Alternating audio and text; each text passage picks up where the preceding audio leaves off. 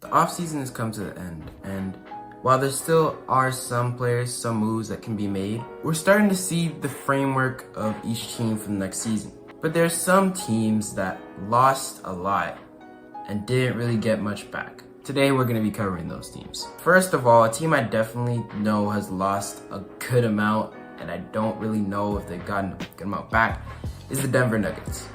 The Denver Nuggets have a 3-time MVP in Nikola Jokic. They have a playoff performer in Jamal Murray. They have Michael Porter Jr., who's good. They have Aaron Gordon still. But they've lost a lot from their championship run back in 2022. Or was it 2023? 2023, my bad. They lost Bruce Brown. They've lost KCP. They've lost Jeff Green. They've lost... And also just guys like DeAndre Jordan and Reggie Jackson just getting older. And they have guys like Christian Brown, Peyton Watson, I think Darren Holmes, stepping up into those roles. I think that was the rookie they drafted. They have good guys coming off the bench who are young and could add some, extra bench help to this team. But is it as good? Oh wait, and they did sign Russell Westbrook.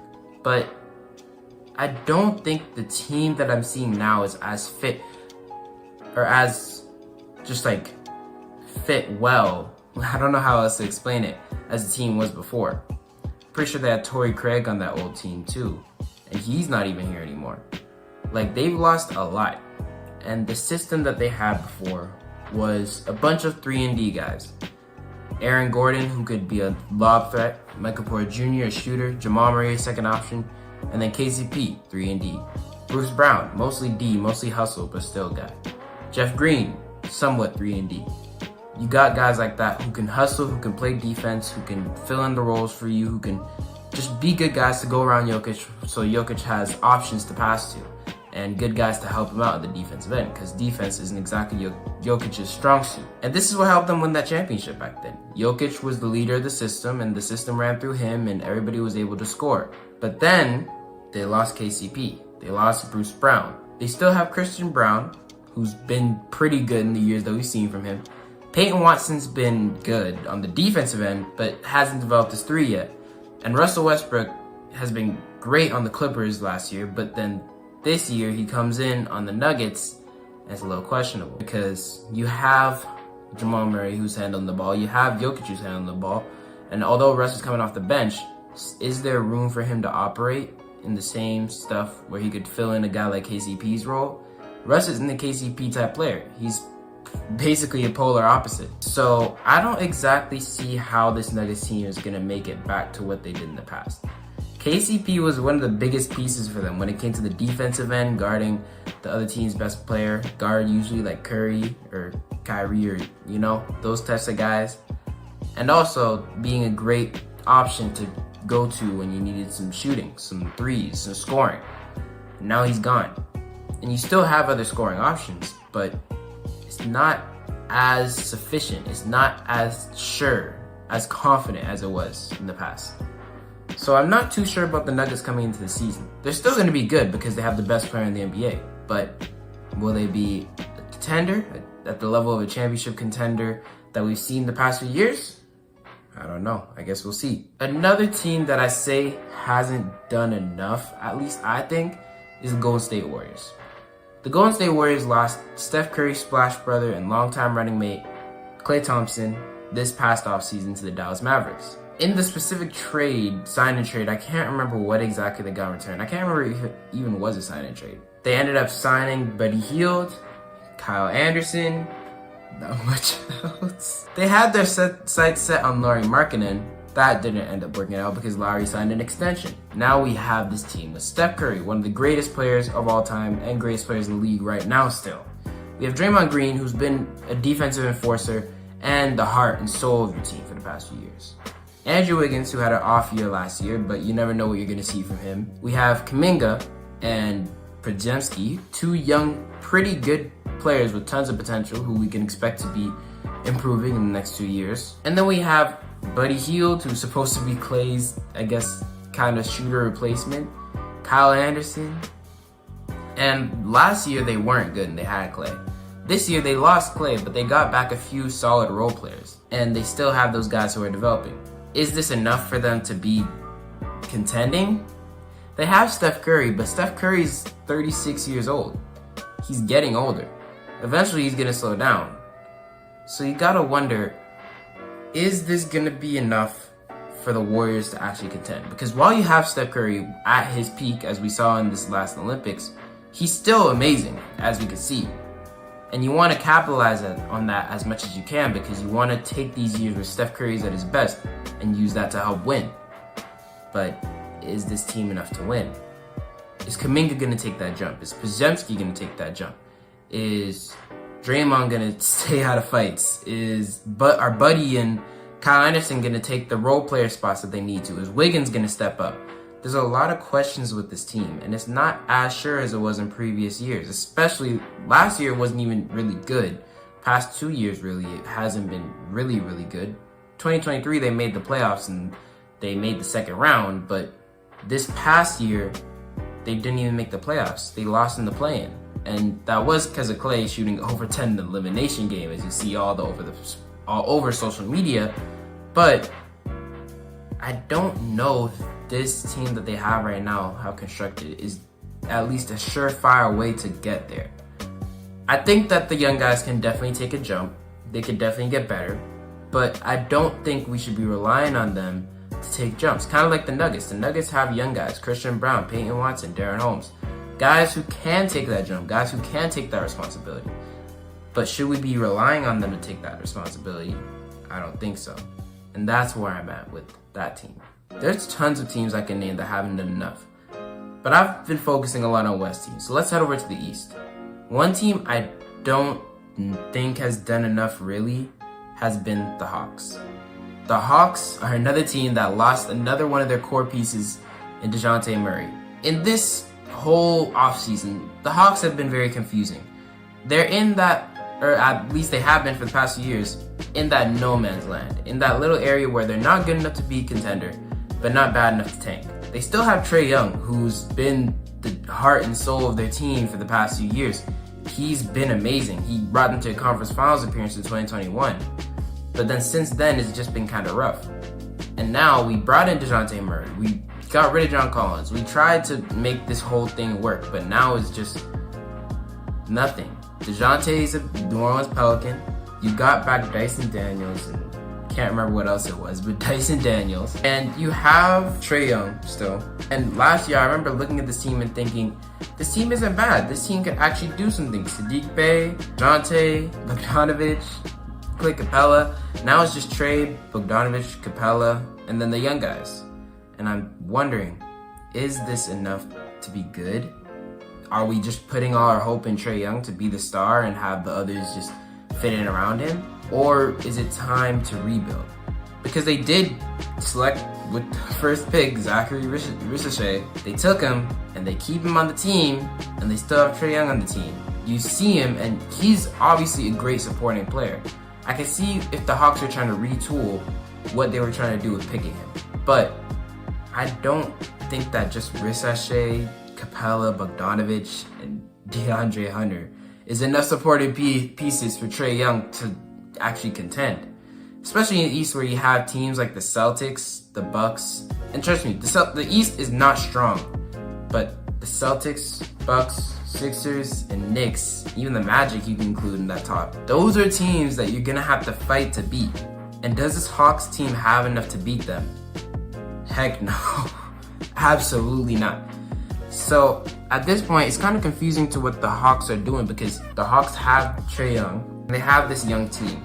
And it seems like this team is ready to shift into a rebuild like the Raptors were last year. I wouldn't be surprised if even in the next few weeks, or even in the middle of the season that we just saw news, Trae Young has been traded to San Antonio Spurs, for example. I mean, the Spurs got their own thing with Wemby and Chris Paul right now, but still, I would not be surprised if Trae Young got traded soon enough. But if they don't trade him, they're just kind of stuck in this no man's land. And of course, they could surprise me. Trae Young could have an amazing career year. Zachary Ricochet could be way better than everybody expected, and they'd make the playoffs. But still, making the playoffs isn't enough. They made the playoffs for the past few years. You want more. But is it possible to get more? Especially after trading DeJounte for young pieces?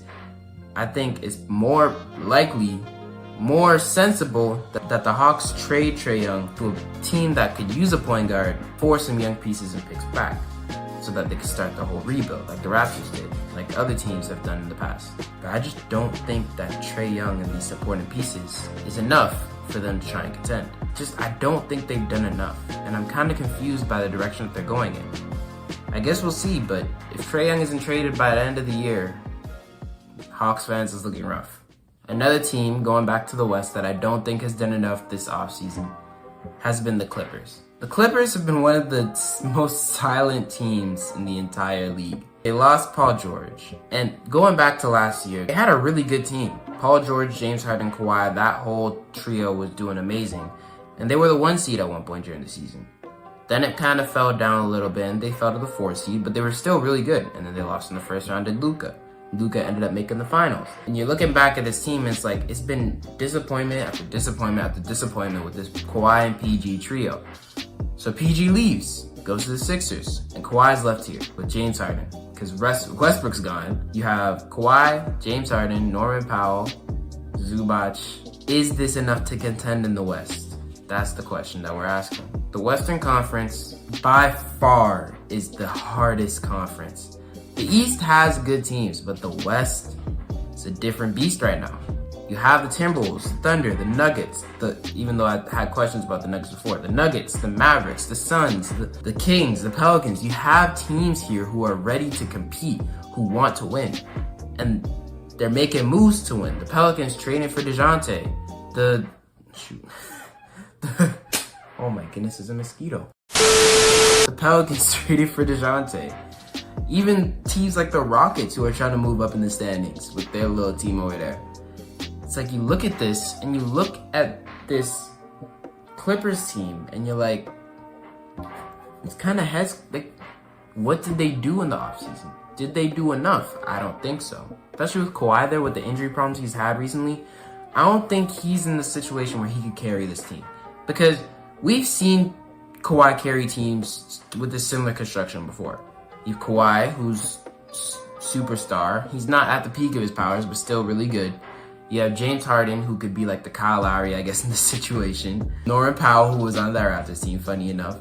You have a bunch of just supporting pieces in that Raptors team, but the Raptors team was significantly deeper and significantly more ready to win a championship. This Clippers team, they lost Batum, because Batum was on the team last year. They lost him. They just lost a lot, and I don't see the vision. I don't see exactly what they could do to get this team to a contending spot. And then it's just a situation where, again, you have a star rotting away on the team. And the Clippers, out of all these teams I've named so far, are definitely in the hardest position because they're worse than the Nuggets. Right now, I debate that they're worse than the Warriors. And the difference between them and the Hawks is the Hawks have picks. The Hawks are in a situation where they can tank and use their picks to get players to develop. Clippers trade away all their picks for Paul George and lost Paul George in free agency for nothing. So the only other option they have is to thug it out with this team and try and see if they can win something.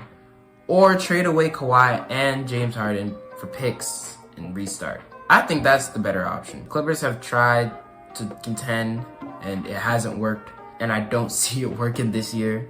I mean, I'd love to see Kawhi come back and just completely carry this team throughout the season all the way to the playoffs without injuries. But the realistic situation is that's not going to happen. Kawhi has had problems in the past, and the chances of him just thugging it out and winning this team games and bringing them to a comfortable spot in the playoffs where they could actually contend for a championship, I don't know, man. So I'm questionable about the Clippers. I don't know what their direction is. It's kind of weird. I mean, I know that the direction is... No, I don't know what their direction is because they're not good enough to contend, but they're not bad enough to tank. And they don't have picks. That's why they can't tank. So it's just weird. They haven't really done anything that proves to me that they're here to do something. So those 4 teams are very confusing to me. But hopefully it works out for all of them. The Nuggets, if I had to tell a team to do something, the Nuggets I would say continue because you have Jokic, and same for the Warriors, you have Curry. While you have those guys at the peaks of their powers, you want to contend. You want to win a championship. When it comes to the Hawks, I'd definitely say tank. They have a bunch of young pieces already. They're in a perfect position to tank. They just have to trade Trae Young. So tanking would be amazing for the Hawks right now. Especially developing guys like Ricochet, Dyson Daniels, the rest of their team. You get the point. It would be really good for them to tank right now. And then when it comes to the Clippers, I don't know what they should do. Realistically, I guess the thing would be to trade Kawhi and James Harden. Just trade them, see what you can get back that can help you tank. Like, trade them for as many picks as possible. Maybe if you wanted to trade them to a team that's like, I don't know, but trade them. But even then, the team is just gonna be bad, and they have no way of getting better. So, I don't know. The Clippers are just cooked. I don't know what to say about the Clippers. They're just cooked. It's over. There's probably more teams I could name. I was thinking about talking about the Bucks because the Bucks didn't do as much, but the Bucks are still in a place where they can contend. They have Giannis and Dame, they have Middleton, they have Lopez, and they have Gary Trent Jr. who they signed. So they're honestly a really good team. Oh, the Heat. But the Heat are good. They have Tyler Hero, Jimmy, and Bam still. So like that's still a good team. Like, they don't have great depth, but it's not horrible.